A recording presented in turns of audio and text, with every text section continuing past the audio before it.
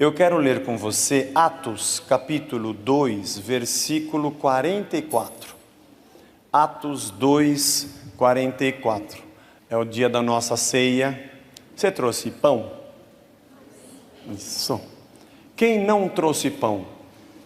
Que legal! Isso é bom. Porque assim a gente tem com quem dividir, né? Porque se todo mundo traz o pão, a gente troca o pão. Também é legal trocar o pão. Mas legal quando vem gente que não trouxe o pão. Aí a gente tem como dividir o pão. Espero que dê o pão, irmão, porque eu não sei multiplicar. Isso é outro departamento. Vamos lá. 44. Todos os que creram estavam juntos e tinham tudo em comum. Vendiam suas propriedades e bens, distribuindo o produto entre todos, à medida que alguém tinha necessidade. Diariamente perseveravam unânimes no templo, partiam pão de casa em casa e tomavam suas refeições com alegria e singeleza de coração. Senhor, nos abençoa, fala-nos através da Tua palavra, enche o nosso coração, é o que nós te pedimos em nome de Jesus. Amém. Vamos sentar. O subtítulo desse trecho, que deve estar aí na sua Bíblia, é Como Viviam os Convertidos. Vamos entender que momento é esse? Jesus ressuscita, vai aos céus, e aí então a sua igreja começa. A sua igreja começa lá no dia do Pentecostes. Na verdade, eles já estavam se reunindo. O Espírito Santo vem e inicia a época do Espírito para o homem. Antes de Cristo, conheciam a Deus através da lei e cumpriam a lei para andar com Deus. Nos dias de Cristo, tinham a Deus porque viam face a face, e Deus falava com eles através do Filho. E agora um terceiro momento começava, o Espírito começava a habitar dentro daqueles que criam. Eu entendo que hoje o que nós celebramos como ceia do Senhor é o sinal da igreja. Esse povo começou a se reunir. Nessa época eles ainda iam no templo, mas eles começaram também a se reunir em casa. Não se esqueça que depois do ano 70, depois de Cristo, um pouco depois desses escritos, houve definitivamente a separação. Judeu é judeu, cristão é cristão. Até esse momento aqui, judeus e cristãos eram a mesma religião. Os cristãos tentavam dizer que o Messias prometido era esse que foi crucificado. Então vamos continuar crendo no que nós cremos agora como ele, o Messias. Mas os judeus não entendiam assim. Jesus, na verdade, apontava a caminhada da igreja para uma outra direção. O que antigamente era só Israel, agora era para todos os povos. Era para os gentios, era para os gregos, era para os bárbaros, era para todos, era para os romanos. Jesus veio trazer a graça de Deus e o Espírito Santo veio habitar nos homens, e isso os tornou um. O que nos faz um não é a igreja que nós frequentamos, apesar de que ela facilita a nossa amizade e o nosso conhecimento, mas o que nos torna um é o fato de que o Espírito Santo de Deus habita dentro de nós. E quando você encontra alguém que tem aquele mesmo Espírito, há uma identificação automática, ou pelo menos deveria ser. Se quando a gente encontra alguém com a camisa do nosso time de futebol, a gente diz: opa, mais um aqui. É isso aí.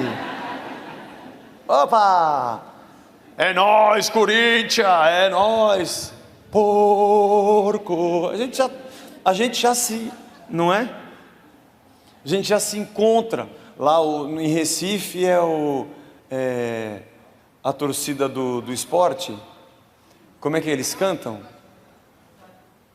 Casar! E ó, você é nordestino ou não? Casar, casar, casar, casar, casar. É do Esporte Clube Recife. Mas é interessante, você encontra a pessoa, já se identifica. No banco, na fila, no ônibus. A fila está demorando, fica batendo papo, fala do time. Não é assim que a gente é? Nós somos igreja porque o Espírito Santo habita dentro de nós. Isso é ser igreja.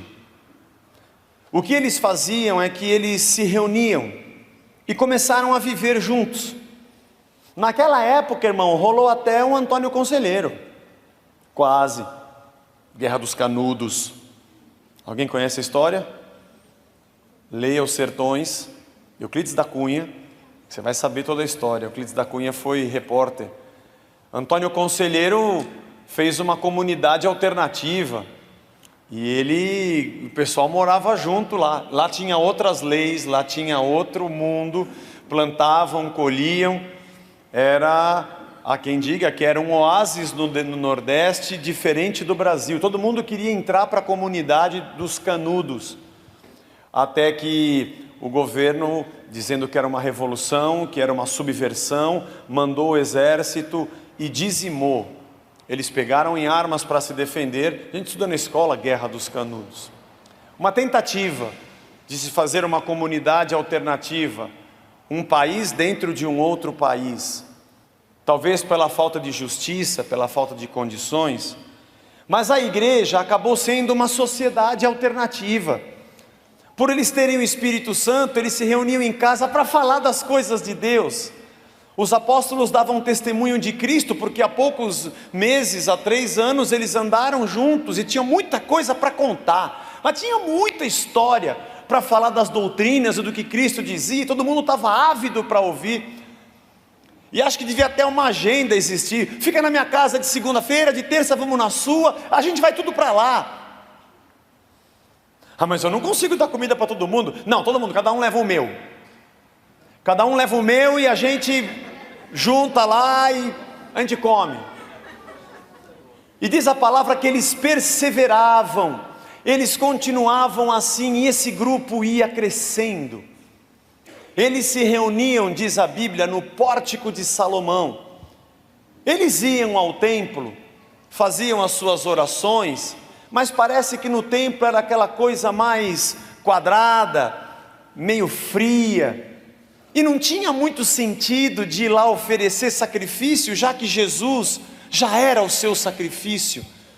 Com o tempo aquilo foi se tornando completamente sem função, e eles foram percebendo, até que houve uma separação definitiva, porque Jesus passou a ser, Ele é o nosso sacrifício, nós somos o templo da sua habitação, Ele é o nosso sumo sacerdote, e assim o povo andava junto, viviam juntos, era quase que um comunismo, vendiam suas propriedades, quem que não tem nada? Gente, nós temos que ajudar o fulano está sem nada, mas e agora o que a gente faz? Talvez a gente vende a minha casa e a sua, e a gente compra 3 mais simplesinha, mas ele fica com uma casa, porque ele não pode ficar na rua. Viviam no meio do Império Romano, um arroxo terrível, impostos abusivos, um país ocupado, fora essa opressão, a opressão dos próprios judeus, internamente, que já não aceitavam. Depois começou uma perseguição contra os cristãos, aonde Paulo ia pregar, na cidade que ele parava, as surras que ele tomava, sempre era porque um judeu disse, esses caras estão conturbando a nossa religião e a nossa fé, por não aceitarem a Cristo.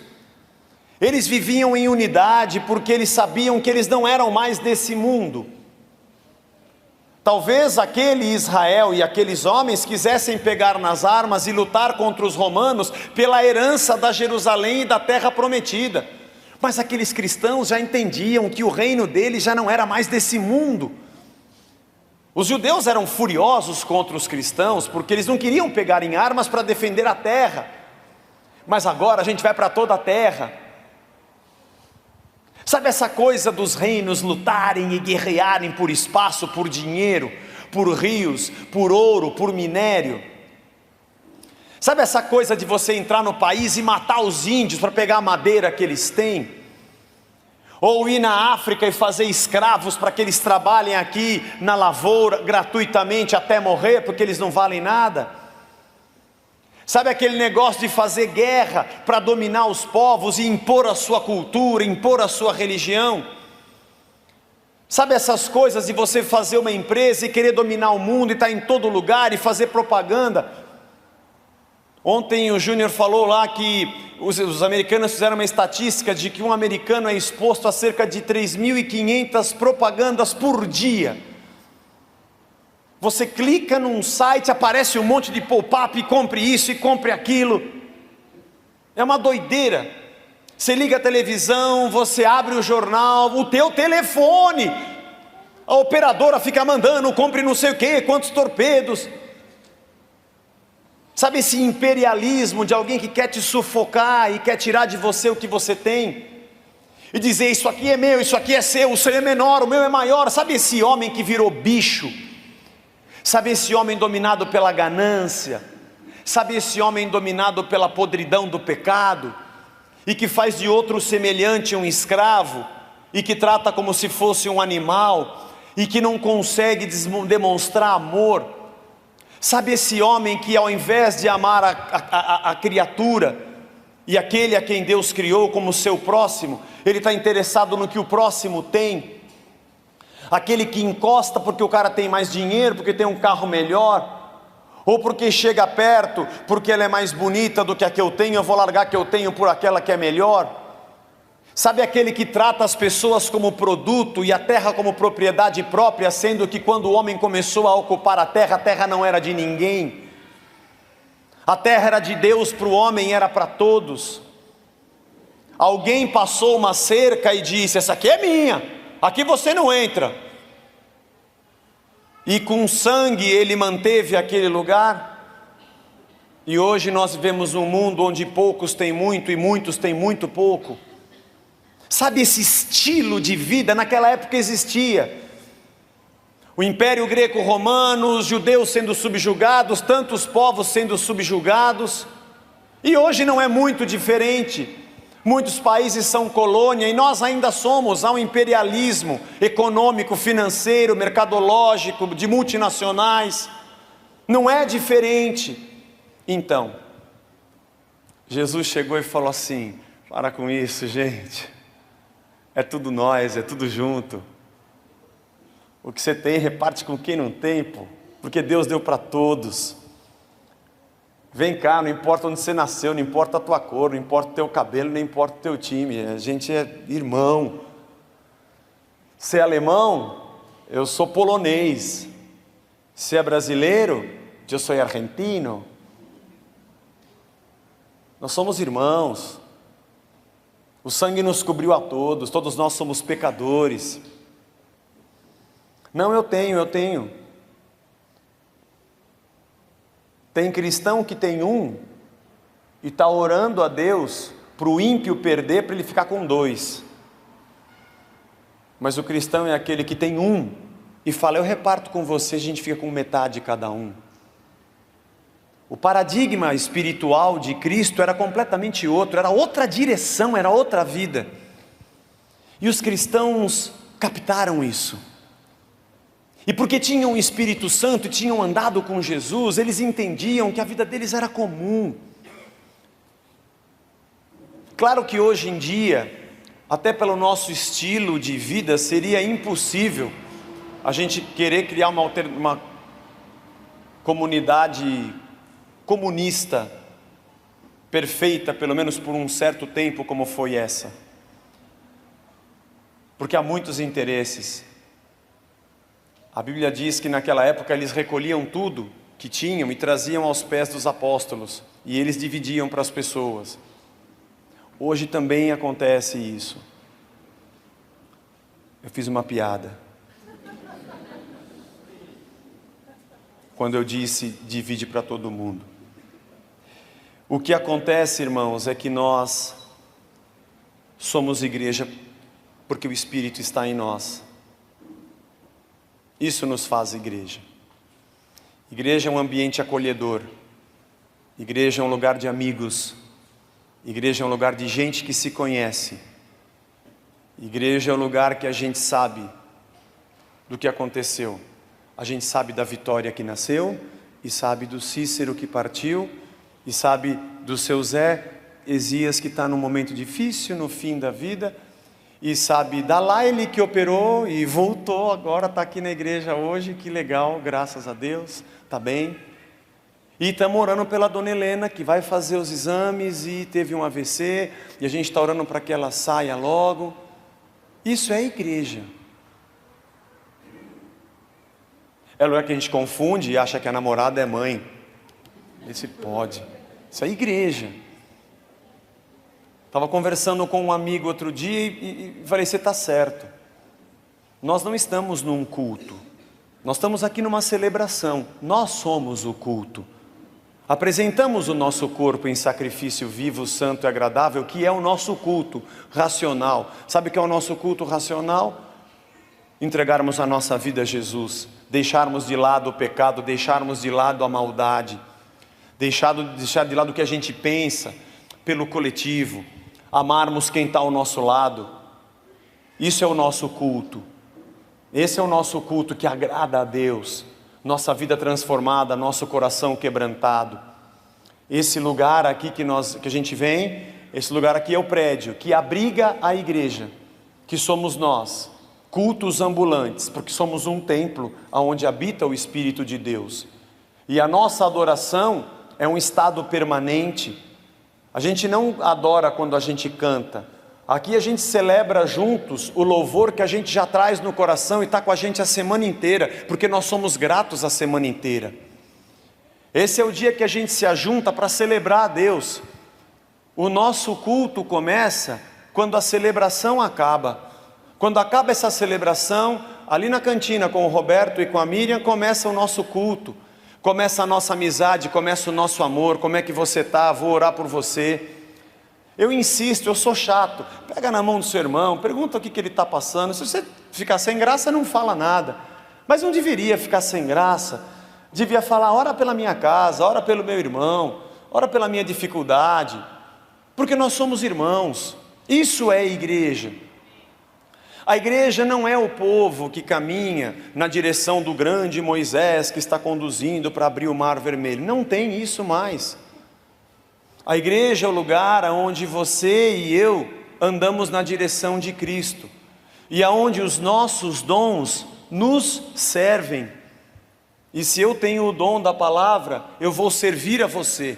Eu vou estudar, eu vou rebuscar e vou chegar aqui para repartir algo do Senhor, do meu coração e para que todos nós possamos aprender. Ah, mas se você cuida de criança, por favor, vai lá no dia 30 e ajuda a cuidar de quem? Dos nossos filhos, são os nossos. Ah, temos irmãos aqui na diaconia que ajudam colocando envelope e ajudam servindo. Eles têm um amor, um coração diaconal para servir. Então serve quem? Serve a gente, serve a gente. Temos as classes, temos professores, pessoas que têm um dom de mestre, dom de ensino. Vão servir a quem? Vão servir a gente mesmo, a gente senta. Tem um dia que eu sirvo ele na ceia e o dia que eu sento e ele me serve me ensinando. E o dia que eu tenho um dom para aconselhar, e eu estou lá aconselhando e confortando você. E no outro, você está ali me exortando com uma palavra de Deus que Deus colocou no seu coração. Um dia, o seu dom de sabedoria vai dizer, Zé, menos, não anda por aí. Eu vou falar, é verdade, essa palavra é sábia. E vai ter um outro dia que eu vou dizer para você, fulano, acho que isso aí não vai ser legal para você. Sabe por quê? Porque eu te amo. Não é porque eu tenho vontade de dominar a sua vida, ou que você fique debaixo do meu controle. E ninguém tem esse desejo. Porque Paulo diz assim, enchei-vos do Espírito, como? Falando entre vós. Eu acho esse texto tão maravilhoso, mas tão maravilhoso, porque em Éfeso, Paulo chegou ali e as pessoas eram batizadas, e quando ele impôs as mãos e orou por elas, elas foram cheias do Espírito Santo. Mas quem escreveu isso, contou a história do que aconteceu, Paulo escreveu, porque foi aliás em Atos, foi Lucas que escreveu a história que Paulo, ele viu Paulo vivendo isso e escreveu. Mas Paulo não fez disso uma regra. Quando ele escreveu, aos Efésios, ele não disse: quando vocês quiserem ser cheios do Espírito, peça para alguém impor a mão. Engraçado, né? Ele disse: encham-se do Espírito, falando entre vós, salmodiando ao Senhor, com hinos, cânticos espirituais, louvando a Deus em todo o tempo, e sujeitando-vos uns aos outros em amor. Essa é a nossa celebração, essa é a ceia. A igreja não é uma pirâmide, com um líder, o sublíder, o sub, o vice, o subvice, o sub-sub-sub, o sub-sub-sub-sub-sub, o sub-sub-sub e a ralé. Onde a gente vai galgando posições para tentar chegar lá em cima e sermos cada vez mais ungidos, mais poderosos e mais perto de Deus, enquanto aqueles estão mais longe. E eu pego alguma coisinha a mais aqui que eu tenho, como e jogo migalhas para vocês aí embaixo. Não, a igreja é um lugar horizontal, onde todos nós nos sujeitamos uns aos outros. Não demora muito para chegar em cima, porque só tem um que está em cima, que é Jesus Cristo, nosso Rei, que habita em lugar imarcessível, e que tem toda a glória e todo o poder, aonde homem algum jamais viu e jamais esteve.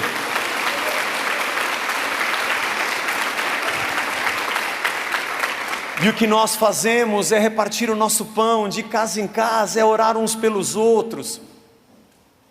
A igreja é o lugar onde ninguém tem sede de ser alguma coisa, mas são pessoas que têm sede de doar alguma coisa. Ninguém tem sede e vontade de ter um cargo, uma posição, para que se sinta melhor, ou se sinta bem, ou tenha um sonho realizado. O sonho do nosso coração é o nosso próximo, é o ser humano, é aquele que está do nosso lado. Pedro, você me ama? Tu sabes que eu te amo, Jesus. Então vou te pedir um negócio, pode falar. O senhor quer que eu faça? Quer que eu seja quem? Não quero nada, só quero que você apacente as minhas ovelhas. Cuida das pessoas. Cuida das pessoas. Uma vez eu ouvi uma frase que me entristeceu. Não, porque a gente fica muito preocupado com uma pessoa, aquela pessoa, e não cuida da obra. E eu pensei, mas que engraçado, a pessoa não é a obra? Não é ela a própria obra, não é ela o próprio corpo. Não são as paredes, não são as coisas que a igreja possui, não é esse prédio, não é o escritório, não é a van, não é isso. Eles entenderam que a igreja era o povo. Esse é o nosso sonho, Casa da Rocha. Nos sujeitarmos uns aos outros em amor. Senta você, não, senta você, não, senta você. Não, por favor, eu faço questão, eu vou ficar de pé, senta você. Isso é igreja. Esse lugar é meu, pus a minha bolsa que vou sentar para pegar um som mais perto. Isso não é igreja. Não é. Igreja não é o lugar que você conhece a nuca dos irmãos, porque você só enxerga quem está na sua frente e por trás. Onde a gente mais fala das pessoas. Igreja é o lugar que a gente olha de frente. Quando eu falo, dá um abraço no teu irmão, era para eu mandar parar, que chega, gente, chega. Eu quando reúno os adolescentes, lá no acampamento, eu estou com a classe de adolescentes, é difícil fazer eles ficarem quietos e pararem. Porque eles se encontraram todos juntos, gente que veio de Tatuapé, que estava tudo junto aqui antes, né? Outros que vieram lá de Guarulhos, o pessoal se reencontra, e eles querem ficar se abraçando, batendo, gente, vamos começar? E querem ficar falando e não sei o que, mostrando o relógio. E a fitinha que tem do acampamento, e falando do Facebook, que eu te vi, que eu mandei o recado. Gente, chega. A nossa igreja tinha que ser assim. Quantas pessoas você conhece aqui? Meia dúzia? Você devia conhecer uns 100. Tem uma música evangélica de um pastor. Ele canta assim: eu quero ter 1 milhão de amigos e bem mais forte poder cantar. Eu quero ter 1 milhão de amigos e poder. Mas ele joga lenço, viu? Tem uns negócios meio esquisitos lá. Uns lenços ungidos, umas flores beijadas, não sei. Mas é evangélica.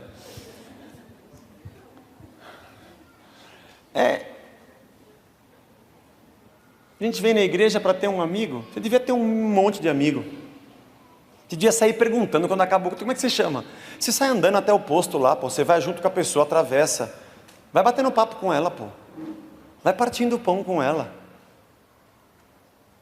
Você vai no estacionamento, tem um monte de gente da igreja, tudo com Bíblia na mão, pegando o carro, para sair na frente. Não, isso não é igreja, gente. A igreja é simples, a igreja é leve, a igreja é lugar de amigos, de gente que parte o pão de casa em casa. Diz a Bíblia que eles faziam isso, eles perseveravam como um corpo, unidos, na doutrina dos apóstolos, as histórias de Jesus, em Jesus Cristo, com comunhão, no partir do pão, eram amigos e também compartilhavam as suas orações. Quando você pegar na mão de alguém e orar, não esquece o nome dele, ora durante a semana, na semana seguinte procura ele aí na igreja, pô, orei por você, você está legal? Porque isso é igreja, isso é ser corpo de Cristo, a preocupação de uns com os outros. E eles faziam isso com alegria, não era forçação de barra, era com alegria, e diz a palavra, com singeleza de coração. Singeleza é simplicidade, gente simples, gente fácil, fácil assim. Quando alguém disser, eu gosto quando eu chego aqui na igreja, alguém fala, ô Zé, esse aqui é meu amigo que eu trouxe. Legal, tudo bom? Eu sou o Zé, e você? Eu sou o João. Legal, João. Tudo bem. Um dia eu cumprimentei uma pessoa, assim. Aí começou o culto, eu preguei. Quando acabou o culto, ele veio falar comigo. Pô, você é o pastor da igreja. Falei, sim. Mas agora eu estou aqui na cantina. Quer uma coca? Porque é singeleza de coração. Não há nada além disso. Ainda estou perdendo, graças a Deus. Eles faziam isso com adoração e com louvor.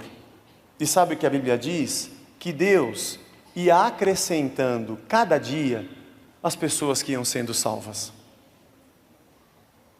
Eles iam acrescentando a cada dia as pessoas que iam sendo salvas. Eles não tinham um plano e um projeto de pescar pessoas. Vamos fazer um método que a gente vai de casa em casa, que a gente faz não sei o quê, que a gente inventa uma história, uma estratégia para a pessoa ser pegada na nossa rede. Quando ela vê, estou na igreja, caramba. Eu fico feliz demais quando eu vejo alguém trazendo alguém na igreja. Qual o projeto de evangelismo da igreja? Ser igreja. Você no trabalho, Spurgeon foi um grande pregador inglês, perguntaram a ele, um sapateiro perguntou para ele, o que eu faço, pastor, para eu ser um bom cristão? Ele falou, faça um sapato de boa qualidade e venda por um preço justo. Você vai ser um bom cristão. Você vai ter testemunho com a tua dignidade, com a tua honestidade, com a tua simplicidade, com o teu amor, com o teu socorro. É legal quando alguém fala, poxa, que legal, o que você faz? Eu vou num lugar aí, eu vou na Casa da Rocha, é um lugar legal. Já foi comigo? Quer ir comigo? Não sei, o que é isso? É um negócio lá. É igreja, se for igreja eu não vou. Não, acho que não, porque o pastor também não chama de pastor. Porque isso aqui não é uma igreja mesmo, né? Se a pessoa perguntar que é uma igreja, falar, não, não é, chama Casa da Rocha, é um lugar que a gente vai. Porque a igreja não é esse lugar, isso aqui não é uma igreja. Isso aqui é um prédio, era uma fábrica, agora virou um auditório. Né? A igreja, quem somos? Nós. Você vai me levar para a igreja? Não precisa, ela já está na tua frente. Você nem sabe, você está com a igreja todo dia, você está com a igreja aqui. Ó. Você é bobo mesmo. É um monte de igreja lá. É um monte de gente, templo do Espírito. E a gente parte o pão. Isso é igreja. E assim nós devemos ser. Nós vamos agora, diante da mesa, participar da ceia, partir o nosso pão, nós vamos nos alegrar e que Deus nos faça muito abençoados a cada dia por encontrarmos gente que sente Deus como a gente sente. e o Senhor nos abençoe a sermos uma igreja. Amém?